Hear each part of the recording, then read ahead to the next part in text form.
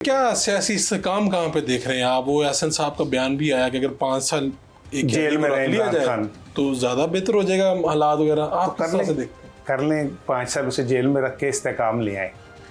एक बात याद रखिए, आप अगर गंदुम बोएंगे ना तो गंदुम ही उगेगा।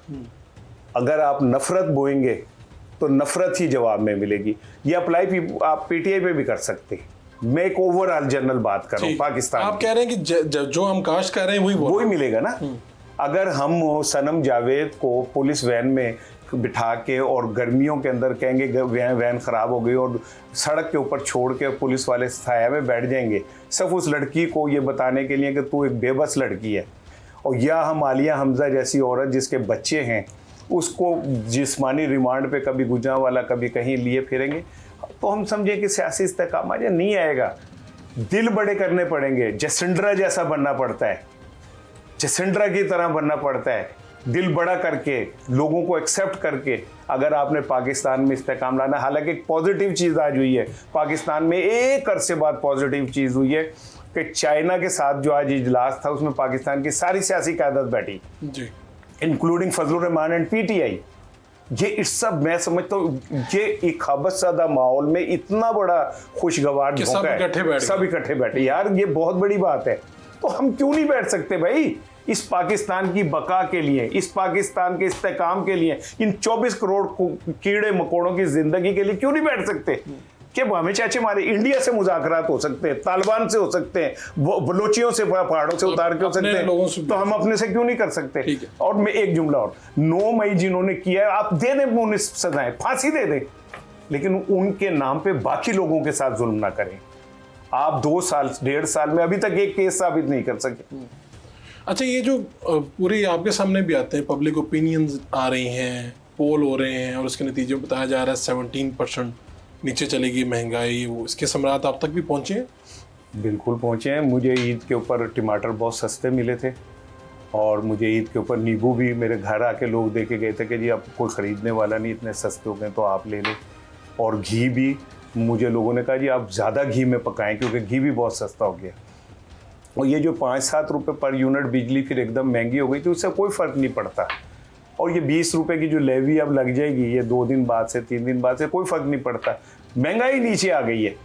जो ये कह रहे हैं ना, आप फ़र्क उनको लेके एक दफ़ा बाज़ारों का राउंड करें और कीमतें पूछ लें कि क्या हैं, आपको पता चल जाएगी कि कीमतें क्या हैं। आटा सस्ता हुआ है मानता हूँ, लेकिन जिस तरह सस्ता किया किसानों की गंदुम आपने नहीं खरीदी और वो टके के मोल पे बिकी उनकी गंदुम, और आपने बाहर 39,000 डॉलर फी वो खरीदी, बाहर से खरीद ली, इनसे 21,000 रुपये में भी नहीं खरीदी, तो वो आटा सस्ता ही होना था यार। लेकिन असल चीज़ ये कि देखें, चाहे वो मरियम हो चाहे शहबाज शरीफ हो, हमारा बीइंग जर्नलिस्ट उनसे कोई झगड़ा नहीं है। हम 24 करोड़ लोगों के तर्जुमान हैं, ठीक है। अगर इनकी ज़िंदगी में आसानी आएंगी, खुदा की कसम हम इनके नारे लगाएंगे।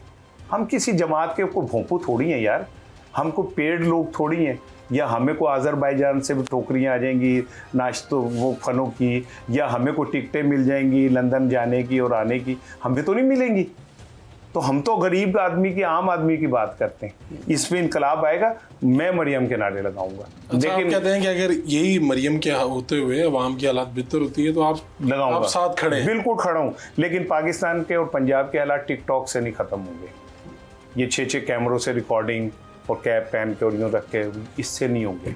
ये इस तरह के डमी किस्म के एपिसोड्स करके नहीं होंगे।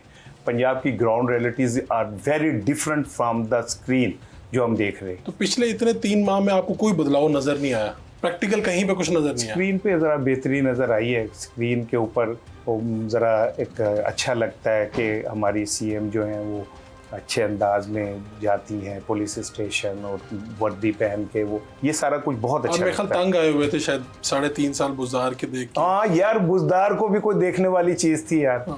हमें आदत है कि बारिश बरस रही हो, किसी ने छतरी पकड़ रखी हो और माओ कैप पहन रखी हो और इतने जूते हों और पानी में खड़ा हो के और वो हाथ ऐसे रख के कहे कि मैं आप सबको मुअत्तल करता हूँ। पानी नहीं रोकना, पानी हर साल वहीं पे ही खड़ा होगा, उधर ही वही खड़ा होगा, मैं भी वही खड़ा हूँगा, बंदे मुअत्तल हो जाएंगे। और कैमरे बन जाएंगे। और मुझे आज तक ये टेक्निक समझ नहीं आई कि अचानक मरियम साहिबा एक घर पहुंच जाती हैं अचानक, और अंदर कैमरामैन पहले से मौजूद होता है। ये मुझे नहीं पता चला ये अचानक वाली गेम क्या है। और मैं ये समझता हूँ कैमरामैन बड़े तेज हो गए हैं आजकल। हाँ, हो सकता है कैमरामैन, हाँ वो पहुंच जाते हो, लेकिन मैं ये समझता हूँ कि खुदा की कसम, मैं कसम खा के कह रहा हूँ, अपने अल्लाह को गवाह करके कह रहा हूँ, पंजाब में अवाम की ज़िंदगी बहुत मुश्किल है। मैंने अपनी पंजाब में पाकिस्तान की बात पाकिस्तान की बात कर रहा हूँ, क्योंकि मैं पंजाब में रहता हूँ, मैं इसलिए कह रहा हूँ। मैं ऐसे लोगों को जानता हूँ जिन्होंने अपने बच्चे स्कूल से उठा लिए। मैं ऐसे लोगों को जानता हूँ जो शदीद गर्मी के अंदर पंखा चलाते हुए डरते हैं, 3 पंखे चल गए तो पता नहीं कितना बिल आ जाएगा। मैंने खुदा की कसम लोगों को अपनी खुराक कम करते हुए देखा है। मैंने बड़े बड़े सफ़ेद पोशों को अपनी गाड़ियाँ खड़ी करके मोटरसाइकिलों पे आते देखा है। और खुदा की कसम मैंने शरीफ घरों की बेटियों को बाहर निकल के अपने घर की बका के लिए अपनी ज़िंदगियों को दाव पे लगाते देखा है। मैं बीइंग जर्नलिस्ट, मैं आई विटनेस हूँ, और कभी मौका मिला अल्लाह के सामने तो मैं गवाही दूंगा कि उस वक्त जब लीक्स के अंदर इन सरमायादारों के बच्चों के नाम आ रहे थे ना, उस वक्त कौम की बच्चियां अपनी इज्जत दाव पे रख के अपने घर वालों को भूखा मरने से बचा रही थी। ठीक है, ये जो बजट आ रहा है इसमें सैलरीड जो लोग हैं जिनको सैलरीज मिलती हैं, आप भी हैं मैं भी हूँ, इन पे कुछ ज़्यादा टैक्स वगैरह आए, इस पर कुछ इरशाद फरमाएंगे आप? 33% तो आपने वैसे लगा दिया, लेकिन इनडायरेक्ट टैक्स में कितना दे रहा हूँ?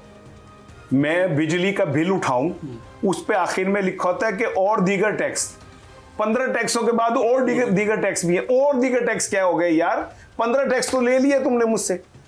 पेट्रोल ले रहा हूं तो एक गरीब आदमी जब वो अपनी मोटरसाइकिल में पेट्रोल डलवाता है तो उसे ये नहीं पता होता कि मैं कितने फीसद हुकूमत को मुफ्त दे रहा हूँ, 60 रुपये पर लीटर मुफ्त दे रहा हूँ।